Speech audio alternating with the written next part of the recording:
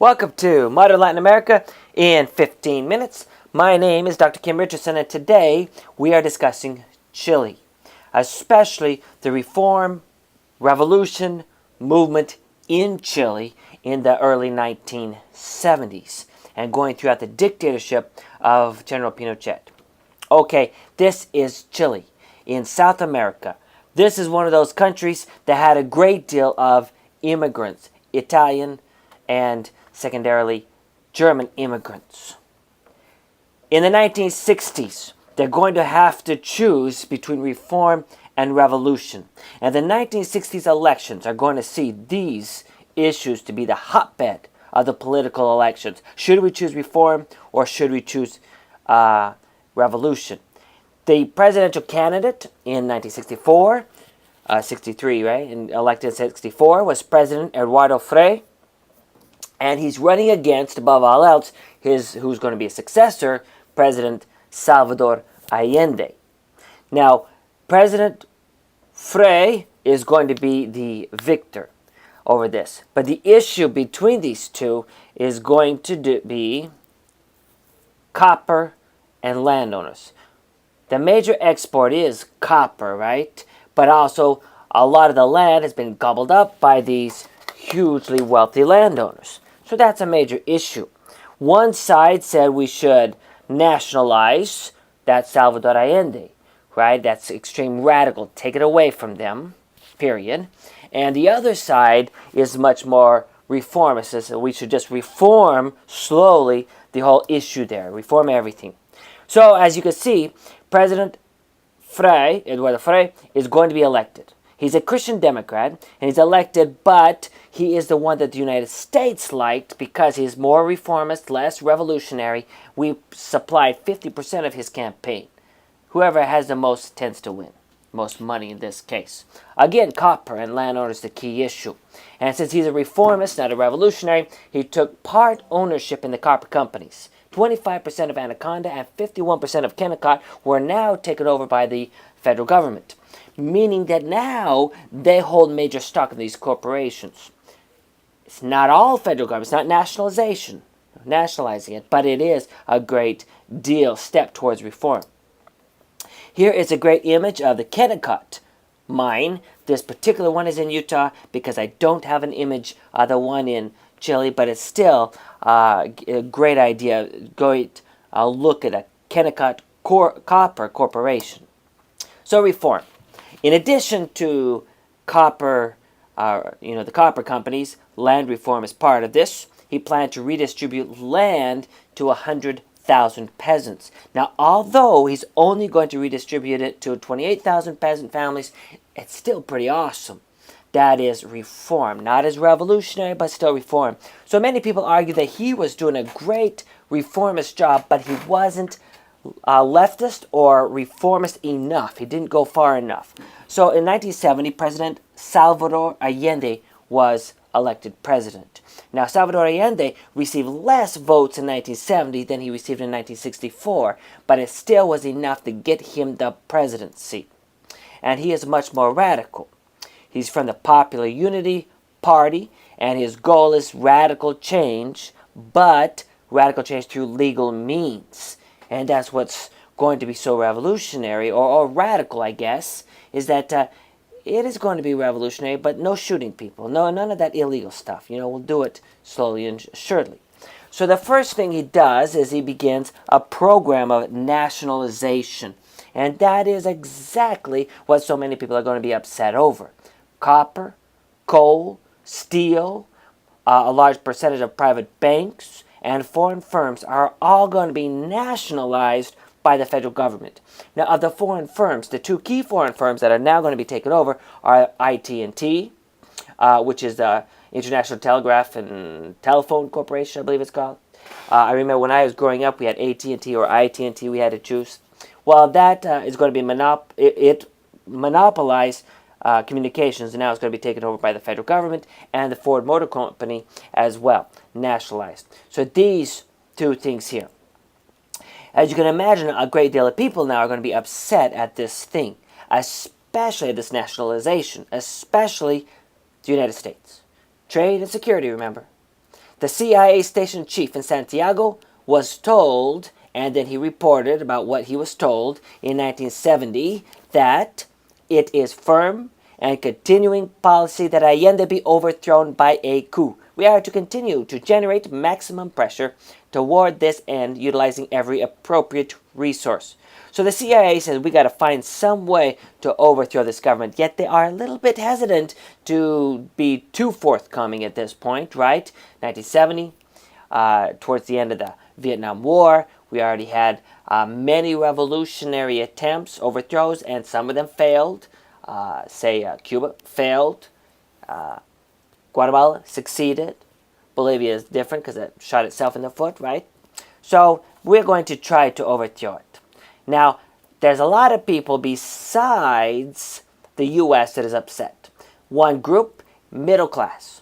Middle class. They've worked all their lives in order to make it where they are, and then they see that much of this nationalization is occurring, and other people are going to swoop into the same level playing field, especially the working class, right? They're going to get all sorts of things, such as pay raises and workers' comp and old age pension, and that costs a lot of money. Who's going to pay those taxes, right?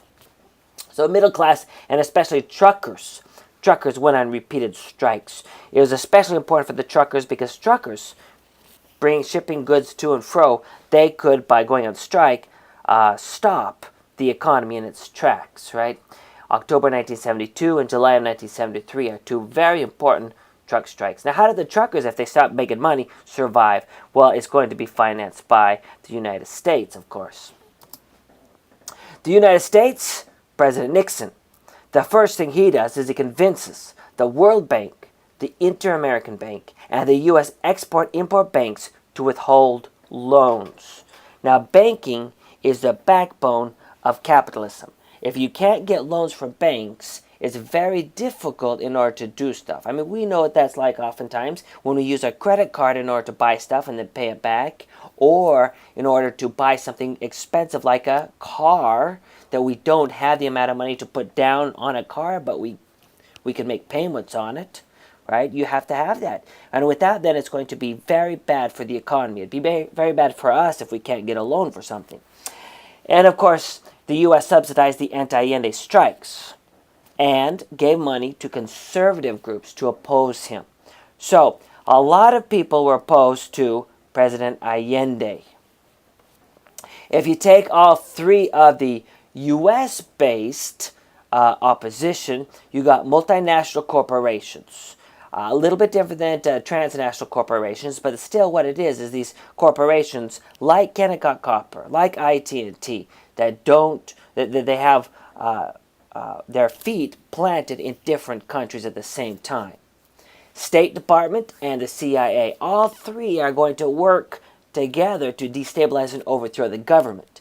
When President Allende came before the United Nations General Assembly, he spelled out, listen, there are three groups especially that are trying to overthrow my government. Multinational corporations, and then he spelled out multinational corporations, but then he stated State Department and CIA, and everybody knew what they meant, but he didn't say the letters CIA. But everybody knew exactly what he meant, right? We've got to do something about this. Well, just so happens that something was going to be done, but it's not what he wanted. The upper and the middle class, together, they said, we have got to stop this. This is ruining the economy. Our taxes are out of control. This is crazy. So they convinced the military that they've got to intervene to overthrow President Allende. General Pinochet was head of the military. Now, he was not head, but then he's going to become head right before the overthrow. So he's the guy that overthrows President Allende. The overthrow of President Allende will take place September 11th, 1973, 9/11. That date, I always find it significant. They always say that is our 9/11. In which the military, this is the presidential palace here called La Moneda, and it's where they came and overthrew the government. He states when he's his last, what do you call it, last radio broadcast to the nation, right? He's told, listen, you gotta go into exile. We are taking over the government. And he told the military, no, I'm not going to go into exile. I'm going to stand and fight. I wasn't elected to simply give up the first time my presidency was threatened. Well, he says, workers of my country, I have faith in Chile and its destiny. Other men will overcome this dark and bitter moment when treason seeks to prevail. Keep in mind that, much sooner than later, the great avenues will again be opened through which will pass free men to construct a better society. Long live Chile, long live the people, long live the workers. And with that, he is going to die. Following the death of him defending his palace, his presidential palace. It's not really a palace, but Anyway, thousands are going to die. How many thousands will then die? I don't know. That is the $200,000 question, or the $64,000 question, I guess you should say. I don't know how many died, but a lot of people died. General Augusto Pinochet is now the president. His goal is to destroy that old political system, dissolve Congress, suspend the Constitution, and all political parties now are illegal. Some of them permanently, like Allende's party. Some of them just temporarily, because this is now a dictatorship. He has overthrown the government, and now he's in charge. He even announces in January 1974, he's been in power for 3 months, that the military would remain in power for at least 5 years. So that's the way it's going to be. So his goal then is to abolish or cut back government intervention in the economy. And you're going to do that by diversification of exports. Now, you don't want the government to intervene in the economy. That is the old system. He wants open free trade, right?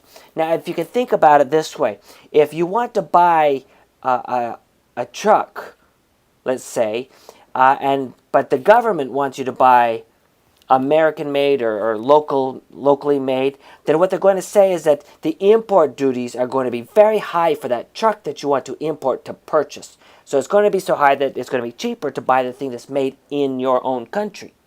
So the government can manipulate the economy very good, but he does not want that. Open up the economy. And they do open it up, and they diversify exports, which immediately has a beginning, in the long term at least, it seems to be doing good economically. The result, however, are going to be lower real wages. That means while the country seems to be doing better because of diversification and opening up, the average person makes less money. They can buy less stuff, and social services have been declined. Much of this is going to be promulgated by these Chicago-trained economists, and the whole Chicago School of Economy is going to be to open up that economy, right? A type of free trade as much as possible. In 1980, to come to a conclusion, Pinochet was holding office, and he had a plebiscite to see if he should still hold office, and he got the mandate of the people, I guess you could say, to hold office until 1990. In 1988, however, he thought he was powerful enough that he could have another plebiscite to see if people wanted him to continue as the dictator or not. Well, through this great campaign, television campaign, they said, no, we don't want you as a dictator anymore, and we want elections. Great movie called No has recently come out, and you can find it in many places. You can download it. It's a digital copy and watch it. Anyway, so therefore there's going to be a 1989 elections. The Christian Democrats then come to power under Patricio Aylwin. He's elected in 1989. They take power in 1990. But Pinochet, even though he's no longer the dictator, he remains head of the military at this time. He's later going to die. He's going to be brought up on crimes against humanity and all sort of things. Eduardo Frei is going to be elected in 1993. Not that same Eduardo Frei, but his son, Eduardo Frei. I know.